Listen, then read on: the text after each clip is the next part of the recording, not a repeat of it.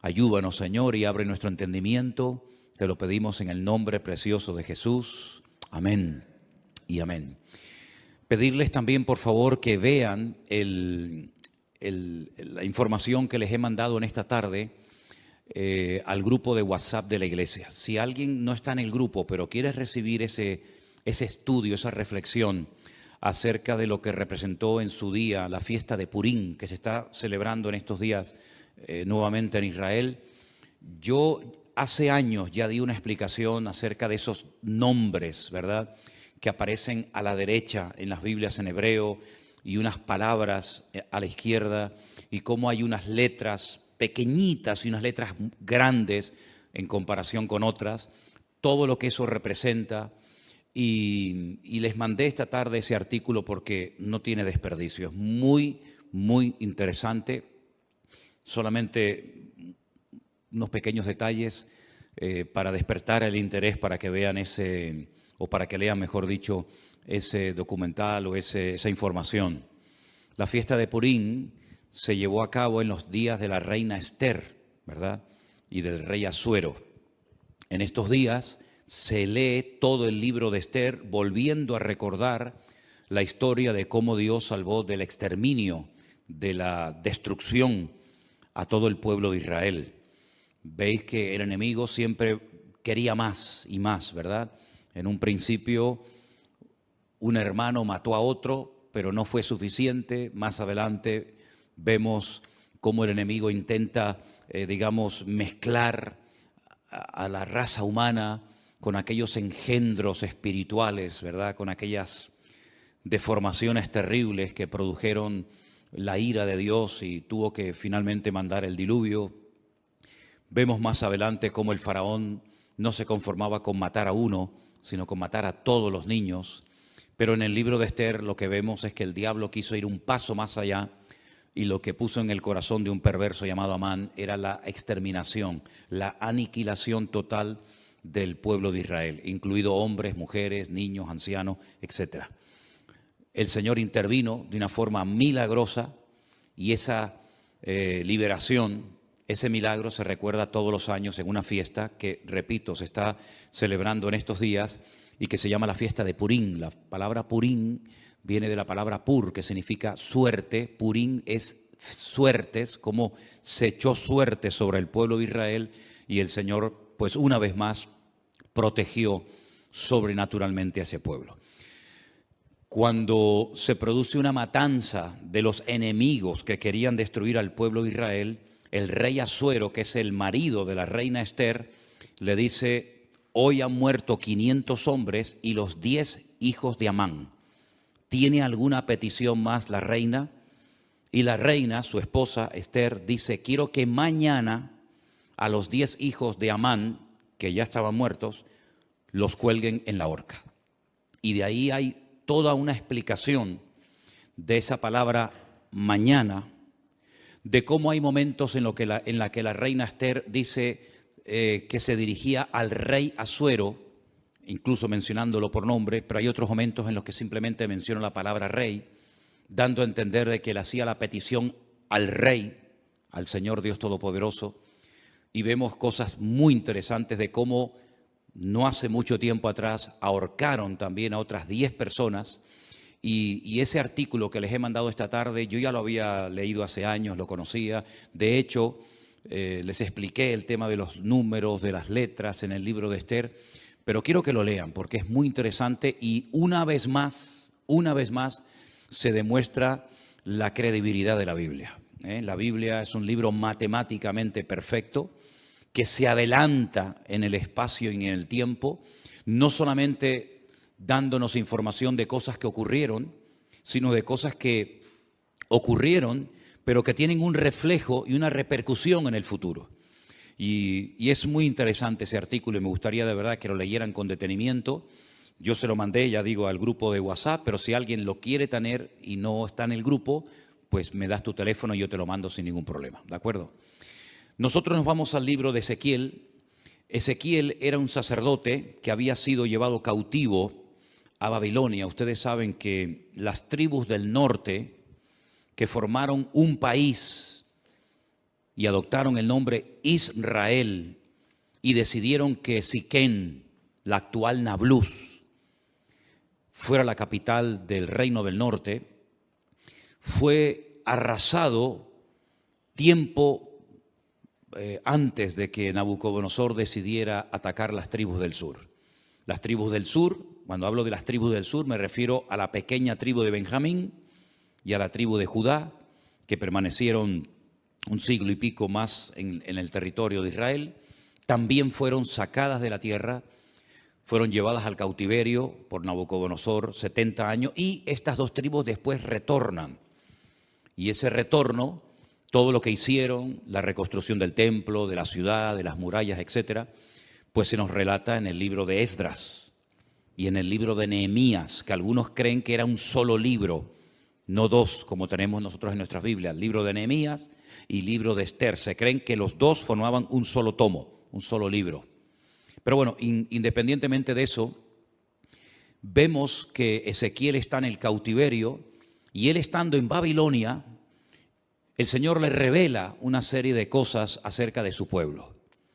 A través de una serie de sueños, de visiones, le muestra el retorno del pueblo de Israel, cómo volverían, y la ciudad de Jerusalén volvería otra vez a ser habitada, etcétera, etcétera. Pero aparte de eso, Ezequiel recibe una serie de revelaciones acerca del futuro, no para su época. Vimos el otro día, por ejemplo, el domingo, que algunas visiones, algunas profecías que recibió Daniel, las escribía, pero el Señor le decía, séllalas, porque esto no es para tu tiempo, esto es para los tiempos finales. Bueno, en cierto sentido también pasó algo parecido con Ezequiel. Ezequiel recibió profecías e información acerca de los últimos tiempos que él no vio durante su ministerio, durante su vida, el cumplimiento de estas palabras. El capítulo 38 y 39 de Ezequiel, digamos que van unidos, porque el 39 es una prolongación de lo que comienza a revelarle el Señor a Ezequiel. Y el capítulo comienza diciendo así: vino palabra de Dios diciendo, hijo de hombre. Esta expresión, hijo de hombre, es la forma como el Señor se dirigía y llamaba siempre al profeta Ezequiel. Pon tu rostro contra Gog, en tierra de Magog, príncipe soberano de Mesec y Tubal, y profetiza contra él. Vamos a ir haciendo pausas según vayamos leyendo, porque hay algunas cosas que tengo que ir diciendo por el camino para que entendamos ciertas y determinadas cosas. Estos nombres que aparecen aquí, Mesec y Tubal, ustedes los van a encontrar en el primer libro de la Biblia. No es la primera vez que aparecen, ni mucho menos. Concretamente en Génesis capítulo 10, versículo 2, nos dice que Mesec y Tubal eran hijos de Jafet. ¿Quién era Jafet? Uno de los tres hijos de Noé. Noé tuvo a Sem, Can y Jafet. Bueno, pues Jafet tuvo una serie de hijos y uno se llamó Mesec y otro se llamó Tubal. Eran nietos, en este caso serían nietos del patriarca o del personaje de Noé. Es muy interesante ver cómo los hijos de Noé, Sem, Can y Jafet, se fueron por diferentes partes del mundo, ¿verdad?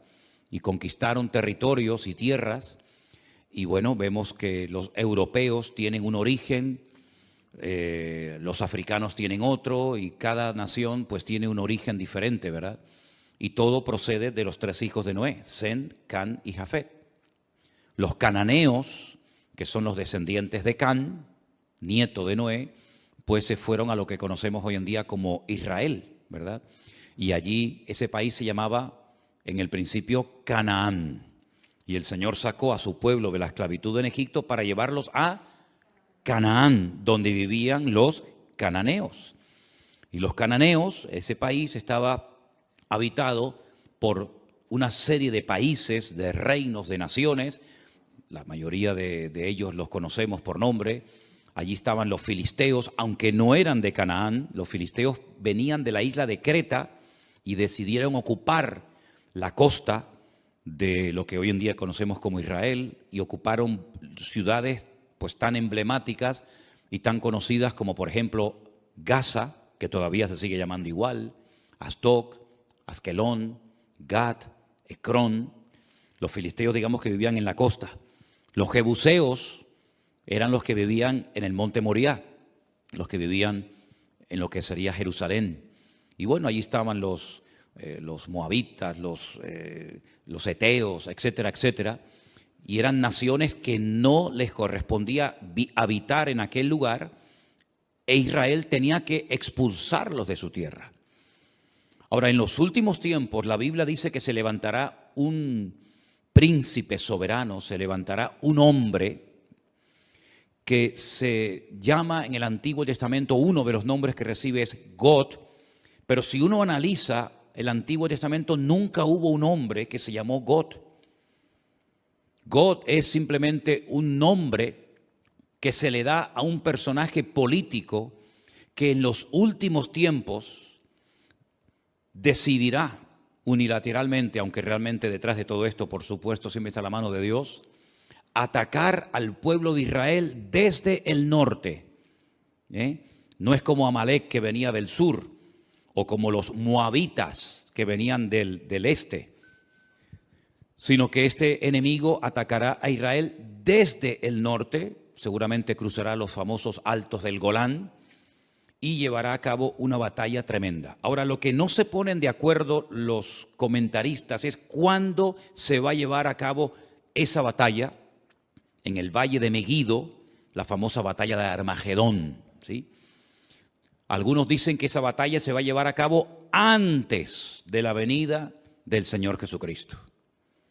Pero también el libro del Apocalipsis, y después lo vamos a ver, nos dice que después del milenio, God se va a volver a levantar y va a intentar otra vez hacer la guerra contra el pueblo de Dios. Entonces, algunos dicen que es una guerra que se va a llevar a cabo antes y después. Otros dicen que solamente antes, otros dicen que solamente después. En fin, hay diferentes opiniones. Pero vamos a seguir leyendo. Este personaje, que la Biblia en esta ocasión lo llama God, que es el príncipe de estas tierras que ocuparon los nietos de Noé, llamados Mesec y Tubal, dice el Señor: yo estoy contra ti, oh God, príncipe soberano de Mesec y Tubal. Te quebrantaré y pondré garfios en tus quijadas, y te sacaré a ti y a todo tu ejército, caballos, jinetes y todo, de todo en todo, equipados, gran multitud con paveses y escudos, teniendo todos ellos espadas. Y ahora menciona a tres naciones: Persia, Cus y Fut, con ellos, todos ellos con escudo y yelmo. Gomer y todas sus tropas, la casa de Togarma, de los confines del norte y todas sus tropas, muchos pueblos contigo. Es decir, God, digamos que es el líder, el representante, el que aglutina a un montón de naciones que lo van a apoyar con el objetivo de subir y atacar al pueblo de Israel. Ahora, estas naciones que se mencionan en el versículo 5, Persia, Cus y Fut, ustedes tienen que saber de quiénes se trata, para que sepan qué naciones en los últimos tiempos se van a juntar a estos ejércitos, ¿verdad?, internacionales, con el objetivo de atacar al pueblo de Israel. En cierto sentido es como una especie de confederación, es un montón de naciones que se juntan. No es la primera vez que muchas naciones se juntan para atacar a un enemigo en común. Por ejemplo, en la Segunda Guerra Mundial se juntaron muchas naciones para atacar a los nazis, que en aquel momento eran los que estaban, digamos, controlando Europa. Durante la famosa Guerra de los 6 días y otras guerras que se han llevado a cabo en este último periodo en Israel, ha habido muchas naciones árabes que se unieron para pelear contra Israel. No es nada nuevo, ¿verdad? Son naciones que entre ellos se pelean Entre ellos tienen también sus discrepancias, pero como tienen un enemigo en común, que en este caso es Israel, y todos quieren tomar parte de la ciudad de Jerusalén, se unen para pelear como si fueran un solo ejército. Pero realmente no es un solo ejército, sino son muchos ejércitos, muchos soldados que se juntan con un objetivo en común. El versículo 5 habla de Persia. Persia es el país de Irán. Ustedes saben que hasta el otro día a Irán se le conocía como Persia. Así que los iraníes no son árabes, son de origen persa. Así que Irán, qué curioso, ¿no? Se está hablando últimamente mucho acerca de este país. Irán también apoyará a Gog con el objetivo de atacar y destruir al pueblo de Israel. Así que ya tenemos identificado quiénes son los persas. Cus es un país de África, Etiopía. Ustedes saben que Moisés fue criticado por su propia hermana Miriam porque se casó con una mujer cusita. Los cusitas eran o son de Etiopía. Así que Cus en aquel tiempo era Etiopía, actualmente tiene otro nombre, y Fud es el país de Libia, un país que está en el norte de África. Como pueden comprobar, estamos hablando de naciones del norte de Israel, estamos hablando de naciones africanas, estamos hablando de la nación de Libia, y en los últimos tiempos vamos a ver cómo diferentes naciones, y ya lo estamos comenzando a ver, cada nación ya se está posicionando. Unos apoyan a un bando, otros apoyan a otro bando, y estamos viendo cómo se está reorganizando el mundo. Unos a favor de estos por los motivos que sea, otros a favor de estos por sus propios intereses, pero vamos a ver en los últimos tiempos cómo van a ocurrir cosas muy rápidos en la economía y en otras circunstancias, que lo que van a hacer es que cada país, por pequeño o grande que sea, por influyente o poco influyente que sea, va a buscar dónde acomodarse, a quién apoyar y bajo qué paraguas me pongo. Si bajo el paraguas de Oriente, bajo el paraguas de Occidente, y estamos viendo. Solamente hay que ver un poquito los medios de comunicación y conocer un poco de la Biblia para darnos cuenta cómo el mundo se está reubicando, ¿verdad? Y vamos a ver cosas muy interesantes. Así que esas tres naciones ya las hemos identificado. Después, más adelante, pues a lo largo del capítulo vemos cómo esta batalla se va a llevar a cabo en ese valle que hemos estado recientemente visitando, un valle realmente precioso, el valle de Megiddo, un valle inmenso. Se va a llevar a cabo una batalla como jamás en la historia se ha llevado ninguna batalla. El hombre parece que no aprende. Cuando terminó la Primera y la Segunda Guerra Mundial, muchas personas dijeron, bueno, después de estos conflictos ya hemos aprendido que en una guerra nadie gana, sino que todos pierden. Por lo tanto, no tiene ningún sentido que los pueblos, que las naciones se sigan enfrentando la una con la otra, pero vemos que el hombre no aprende. Vemos que de vez en cuando salta por algún sitio, salta por algún otro lugar. Esa batalla va a ser tan terrible, tan terrible. No vamos a leer los dos capítulos porque ya ustedes los han leído, pero el objetivo de todo esto es que Dios va a permitir, Dios va a atraer a todas estas naciones que odian al pueblo, al Estado de Israel, para que Él demuestre su poder y quede definitivamente claro de una vez por todas que Él es el Rey de Reyes y el Señor de los Señores, y que a su pueblo nada ni nadie lo puede destruir.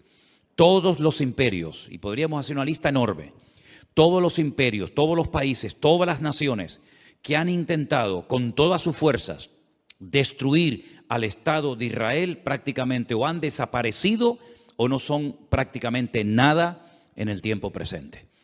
Miren ustedes, por ejemplo, el imperio egipcio, no queda absolutamente nada de él, los babilónicos, los persas, los medos, los griegos, los romanos, diferentes imperios que a lo largo de la historia se propusieron arrasar a este pueblo, porque este pueblo no solamente es un pueblo, no solamente son personas, sino que representa una serie de valores, una serie de principios y sobre todo representa que hay un Dios detrás de esa nación, que hay una Biblia, que hay una palabra de Dios detrás de esa nación, y lo que el enemigo no quiere bajo ningún concepto es que Dios sea reconocido como el soberano de todas las naciones de la tierra.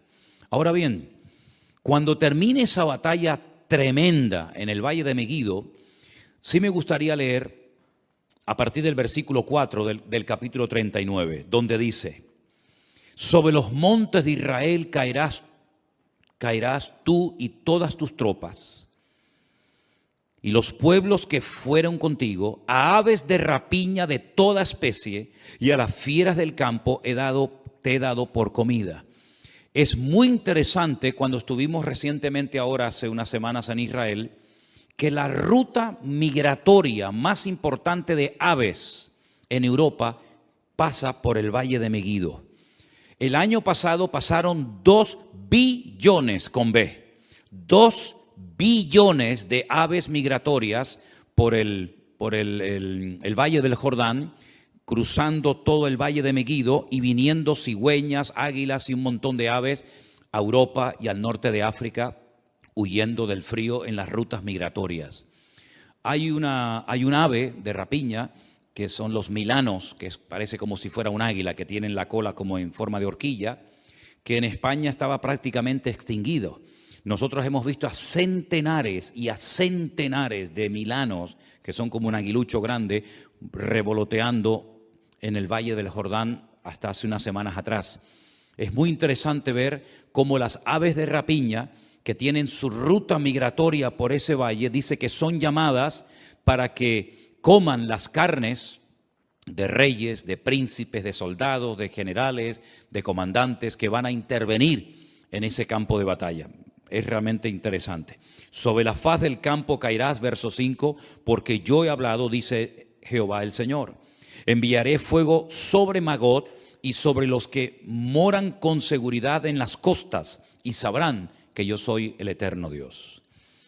Haré notorio mi santo nombre en medio de mi pueblo Israel, y nunca más dejaré profanar mi santo nombre, y sabrán las naciones que yo soy Jehová, el Santo de Israel. He aquí viene y se cumplirá, dice Jehová el Señor, este es el día del cual yo he hablado. Los moradores de las ciudades de Israel saldrán y encenderán y quemarán armas, escudos, paveses, arcos, saetas, dardos de mano y lanzas, y los quemarán en el fuego 7 años. Armamento que traerán esas naciones servirá de combustible durante 7 años después de que finalice la guerra. No traerán leña del campo ni cortarán de los árboles, sino quemarán las armas al fuego y despojarán a sus despojadores y robarán a los que les robaron, dice Jehová el Señor. En aquel tiempo yo daré a Gog lugar para sepultura allí en Israel. Es allí donde va a ser sepultado, donde va a ser enterrado este personaje, en el valle de los que pasan al oriente del mar, y obstruirá el paso a los transeúntes, pues allí enterrarán a Gog y a toda su multitud, y lo llamarán el valle de Amón Gog, que significa la multitud de Gog. Aquí habla de multitud, no especifica el número de esa multitud, pero el Apocalipsis sí nos da ese dato.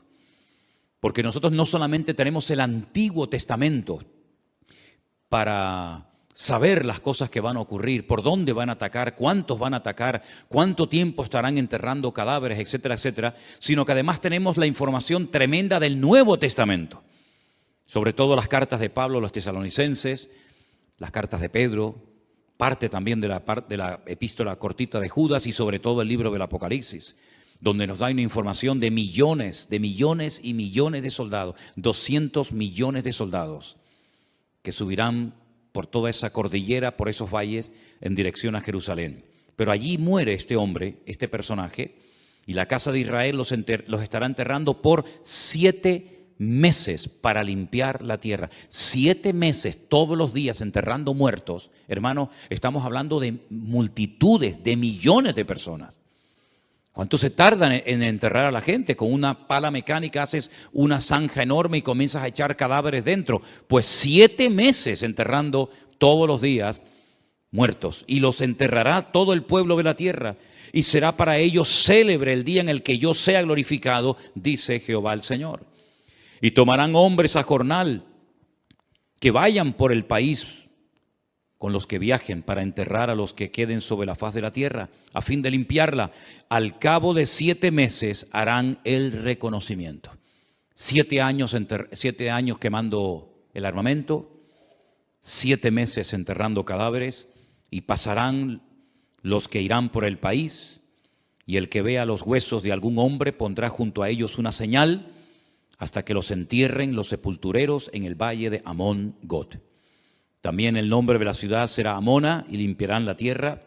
Y tú, hijo de hombre, así dice el Señor, di a las aves de toda especie. Les recuerdo, 2 billones de especies de aves pasaron el año pasado por ese valle. Di a las aves, a toda especie y a toda fiera del campo, juntaos y venid, reuníos de todas partes, a mi víctima que sacrifico para vosotros, un sacrificio grande sobre los montes de Israel, y comeréis carne y beberéis sangre. Y más adelante leemos en el verso 21, y pondré mi gloria entre las naciones, y todas las naciones verán mi juicio que habré hecho. Cuando termine esa batalla, al final de lo que llamamos o conocemos como el nombre de la gran tribulación, comenzará un período de 1000 años que se conoce como el milenio o la era milenial del Mesías. Y dice Zacarías capítulo 14, y esto es literal, no hay que buscar una aplicación simbólica porque es literal. Y las naciones que hubieren sido salvas, no es que se hayan convertido, sino que se salvaron de la muerte en esta batalla tremenda, tendrán que subir todos los años a Jerusalén a celebrar la fiesta de los tabernáculos. Y la fiesta de los tabernáculos se suele celebrar generalmente entre los meses de septiembre y octubre. Y quiero que leamos literalmente el pasaje de Zacarías capítulo 14 para que vean un dato muy interesante que nos da este profeta acerca de esta batalla y acerca de las naciones que escaparán del juicio en este valle de Megiddo. En Zacarías, el capítulo 14, dice así, a partir del verso 1. He aquí el día del Señor viene, y en medio de ti serán repartidos tus despojos. Está hablando de la misma batalla, está hablando del mismo tiempo, del mismo acontecimiento, pero 2 profetas diferentes. Uno, Ezequiel en Babilonia, y ahora Zacarías. Y dice, porque yo reuniré a todas las naciones para combatir contra Jerusalén. Aquí hay una información adicional a lo que nos viene diciendo Ezequiel. La ciudad será tomada y serán saqueadas las casas, violadas las mujeres, y la mitad de la ciudad irá en cautiverio, mas el resto del pueblo no será cortado de la ciudad. Después saldrá Jehová y peleará con aquellas naciones como peleó en el día de la batalla. Y ahora habla de la segunda venida del Mesías. Porque el Mesías, cuando nació cerca de este monte de los Olivos, en dirección hacia el sur, aproximadamente como a 7-8 kilómetros al sur, en una pequeña localidad, en un pequeño pueblo llamado Belén, que pertenecía a Judea, Belén de Judea. Pero cuando dice aquí que se afirmarán en aquel día sus pies sobre el monte de los Olivos, aquí podemos ver que el Antiguo Testamento nos habla de su nacimiento en Belén de Judea y de su retorno, su segunda venida, poniendo los pies sobre el monte de los Olivos. Amén, hermanos, ¿lo ven claramente? Nace en Belén, retorna en el monte de los Olivos. Para que algunos digan que la Biblia no habla de 2 venidas, sino solamente de una. No, habla de 2 venidas. Una que ya se produjo cuando nace en Belén de Judea, y otra cuando se afirman sus pies en aquel día sobre el monte de los Olivos que está enfrente de Jerusalén, al oriente, al este, y el monte de los Olivos se partirá por en medio hacia el oriente y hacia el occidente, haciendo un valle muy grande, y la mitad del monte se apartará hacia el norte y la otra mitad hacia el sur. Es decir, si se parte el valle y parte se va hacia el este, parte hacia el oeste y luego se ensancha, se separa el norte y el sur, quiere decir que en esa parte en la que hemos estado muchísimas veces, se va a hacer un valle gigantesco, un valle enorme. Ahora mismo entre el monte Moriah, donde antiguamente estaba el templo, y donde está el monte de los Olivos, hay un barranco, hay como si fuera un barranco que se llama el famoso torrente de Cedrón, pero no tiene ni punto de comparación lo ancho que será ese valle cuando el Señor ponga sus pies sobre el monte de los Olivos. La pregunta que a lo mejor algunos se hacen es: ¿qué interpretan los judíos cuando dice aquí y pondrá sus pies sobre el monte de los Olivos y el monte de los Olivos se partirá? Bueno, ellos dicen que cuando venga el Mesías, que no creen que vengan del cielo, pues ellos dicen y opinan que cuando venga el Mesías, la expresión "y pondrá sus pies sobre el monte de los Olivos" significa, es una expresión como decir, y vendrá con autoridad, pero no lo interpretan como algo literal. Entonces, si no interpretan una parte del texto como no literal, tampoco pueden interpretar la otra parte del texto como literal, pero en esta ocasión se equivocan. Dice que huiréis al valle de los montes, porque el valle de los montes llegará hasta Sal. Huiréis de la manera que huisteis por causa del terremoto en los días de Usías, rey de Judá, y vendrá Jehová mi Dios y con él todos los santos. ¿Quién es el que viene? Jehová mi Dios. ¿Y viene acompañado de quién? Con todos sus santos. Esta es la segunda venida del Señor Jesucristo, donde todo ojo le verá, toda rodilla se doblará y toda lengua confesará que Él es el Señor, para gloria de Dios Padre. ¿Se dan cuenta cómo Él viene, pero no viene solo?